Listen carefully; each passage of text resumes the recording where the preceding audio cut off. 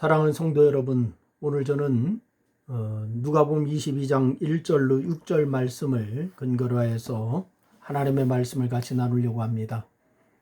누가복음 22장 1절로 6절 말씀을 제가 읽어드리겠습니다. 6월절이라 하는 무교절이 다가오매 대제사장들과 서기관들이 예수를 무슨 방도로 죽일까 궁리하니 이는 그들이 백성을 두려워함이더라. 12 중에 하나인 가룟인이라 부르는 유다에게 사단이 들어가니 이에 유다가 대제사장들과 성전 경비 대장들에게 가서 예수를 넘겨줄 방도를 의논하매 그들이 기뻐하여 돈을 주기로 언약하는지라. 유다가 허락하고 예수를 무리가 없을 때에 넘겨줄 기회를 찾더라. 오늘 저는 여러분과 함께 사단은 있다라고 하는 제목으로 말씀을 같이 나누려고 합니다. 어느 시골 할머니가 손자에게 원두막 삼행시를 듣게 되었습니다. 어린이집에 다녀온 손주가 배워온 것입니다. 그래서 할머니께 자랑하고 싶은 것이죠. 그래서 할머니, 제가 원두막으로 삼행시를 지어볼 테니까 운을 띄워주세요 라고 이 손주가 할머니에게 얘기했습니다. 그러니까 할머니가 그래야 귀찮은 듯 할머니가 손주의 요구에 반응해 줍니다. 원숭이 엉덩이는 빨개. 두 쪽 다 빨개. 막 빨개. 손주가 그렇게 얘기했습니다. 그러니까 할머니는 손자의 오물거리는 입속에서 나오는 이야기가 하루 종일 머릿속에 맴돌았어요. 그래서 잠시 후에 들어오신 할아버지께 낮에 손주 녀석이 들려준 삼행시 이야기를 자랑합니다. 할머니가 할아버지에게 영감, 낮에 손주 녀석이 찾아와서 재미난 얘기를 하고 갔는데 한번 들어보실라고? 라고 하면서 얘기를 합니다. 그래서 얼굴에 가득 핀 할머니의 미소에 할아버지가 궁금해했습니다. 그래서 무슨 얘기인데 그렇게 재미있다고 난리요? 라고 하면서 내심 들어보려고 하는 자세를 취했어요. 원숭이로 삼행시를 짓는 이야기인데 당신이 운을 한번 띄워보시오. 할아버지에게 할머니가 요청을 합니다. 그래서 할아버지가 천천히 한 글자씩 운을 띄웁니다. 원숭이 얼개들은 빨개요. 숭하게 빨개요. 그 순간 뭔가 이상하다는 듯이 할머니께서 고개를 가우뚱하면서 마지막 한 문장을 읽으셨습니다. 이게 아닌데 이렇게 얘기합니다. 많이 아는 조커죠. 오늘 말씀을 시작했는데 오늘 이 본문의 내용이 상당히 어둡습니다. 유다에게 사단이 들어갔다라고 하는 3절의 말씀이에요.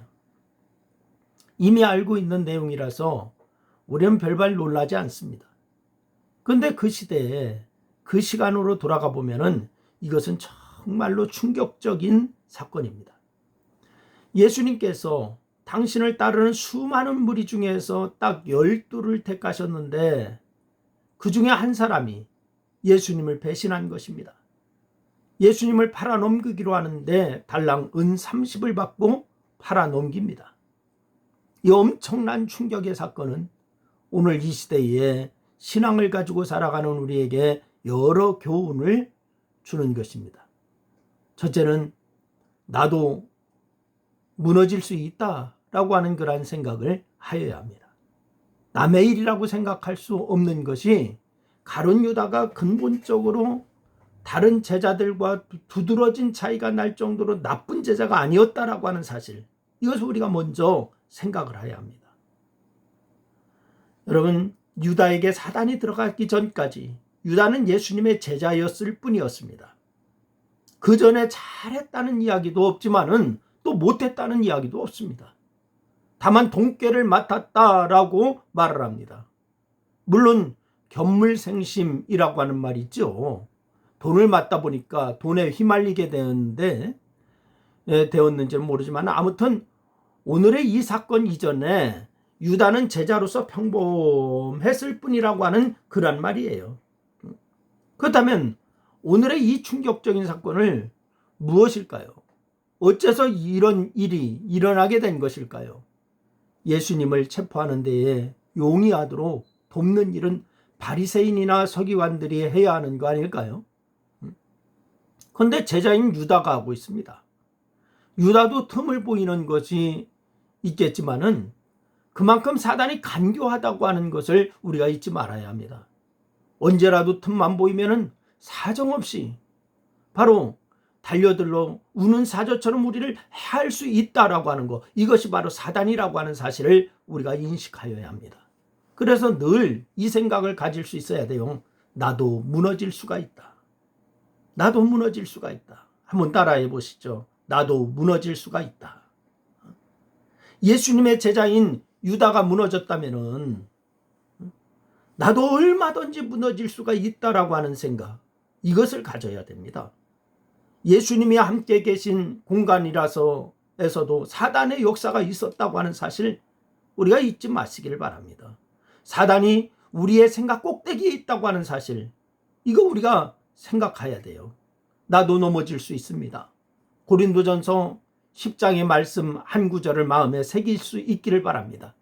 고린도전서 10장 12절 말씀해 보니까 선줄로 생각하면은 넘어질까 조심하라, 이렇게 말씀하고 있습니다.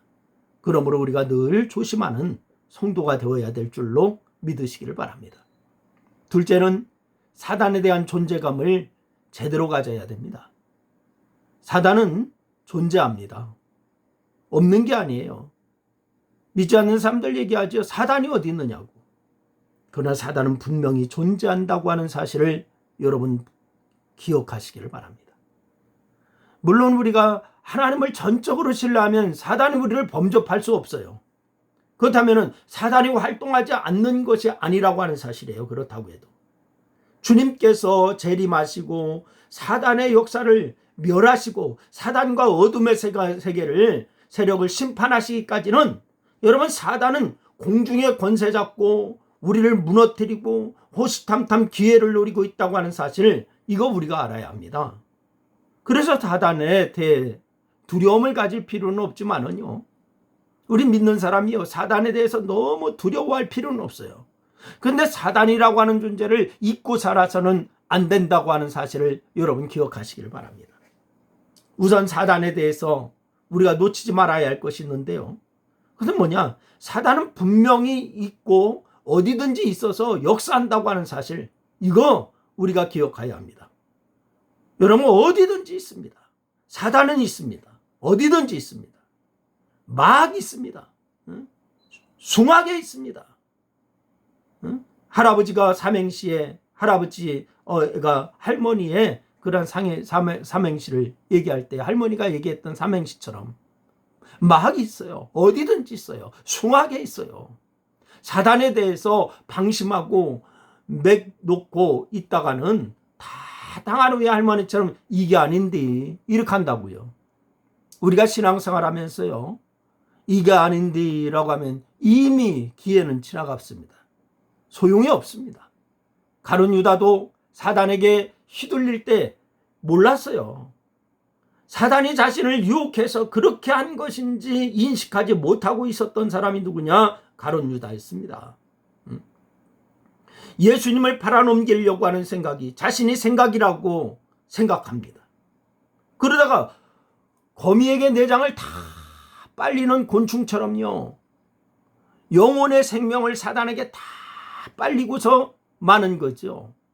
거미는요, 여러분 한번 보세요. 거미는 곤충을 잡으면 마취를 시켜요. 제정신을 잃게 만드는 거죠. 그리고 그 다음에 소화액을 투입합니다. 곤충에게.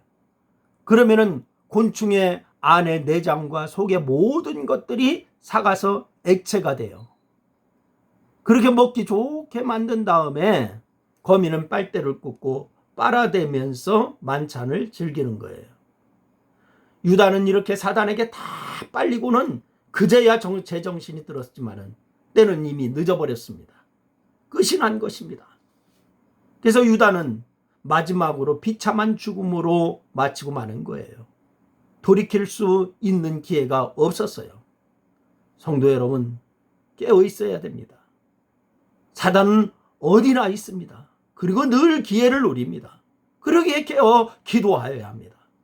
지금 우리가요, 나라적으로 어렵고 코로나 바이러스로 인하여서 교회들마다도 어렵고 또한 기업도 어렵고 모든 사람들이 그렇게 어려운 가운데 있습니다. 그런데 이때에 성도가 정신 차려야 됩니다. 기도하여야 합니다. 넋놓고 있으면 안 됩니다. 그냥 하나님 앞에 매달려 기도하고 정말로 하나님 앞에 우리의 본분을 찾고 달려나가는 모습이 있어야 우리가 회복의 역사가 있게 될 줄로 믿으시기를 바랍니다. 오늘 이 저녁에도 여러분이 있는 가정에서 하나님 앞에 기도할 수 있기를 바랍니다. 깨어 기도함으로 매일 승리를 거둘 수 있기를 주의 이름으로 축원합니다. 기도하겠습니다. 하나님 아버지, 우리에게 아버지 하나님 깨달음을 주시기를 원합니다. 유다가 예수님의 제자였습니다. 예수님과 함께 그렇게 생활하였습니다. 그럼에도 불구하고 사단은 유다를 예외 없이 이제 사단이 찾아가서 유혹하여서 그 유혹에 넘어갔습니다. 유다는 그 유혹을 받을 때에는 바로 그 자체도 몰랐습니다. 자신의 생각인 줄 알았습니다. 그러나 기회가 다 지나고 나서는 후회도 소용이 없었던 것을 우리가 말씀을 통해서 깨닫습니다. 하나님, 우리를 아버지 하나님여 깨닫게 하여 주시고 우리를 깨우치게 하여 주셔서 또한 회개하게 하여 주셔서 주님이 원하시는 길을 갈 수 있는 저희들이 되게 도와주옵소서. 이 나라를 불쌍히 여겨주시고 온 세계적으로 코로나 바이러스로 인하여서 아버지 하나님 모두가 난립니다. 하나님, 경제도 말할 수 없이 침체합니다. 또한 많은 사람들이 공포에 질려 있고 우울증까지 걸린다고 합니다. 하나님, 이때 우리 그리스도인들이 기도하는 자들 되게 도와주시고 온전히 아버지 하나님 자기의 본분을 다하는 자들 될 수 있도록 인도하여 주시기를 원합니다. 맹놓고 있다가 거미에게 잡힌 공춘처럼 그렇게 아버지 하나님이여 당하는 자가 되지 않게 하시고 유다처럼 당하는 자가 되지 않게 하시고 정신을 차리고 깨어 기도하는 그러한 역사가 있게 하여 주옵소서. 이때에 우리가 아버지 하나님이여 가정에서 기도하지만은 우리가 주님 앞에 더 깊이 기도하고 더 깊이 묵상하고 더 하나님 앞에 다가가는 그러한 역사가 있게 하여 주옵소서. 이 저녁에도 함께 하시는 주님을 찬양합니다. 예수님의 이름으로 기도했습니다. 아멘. 감사합니다.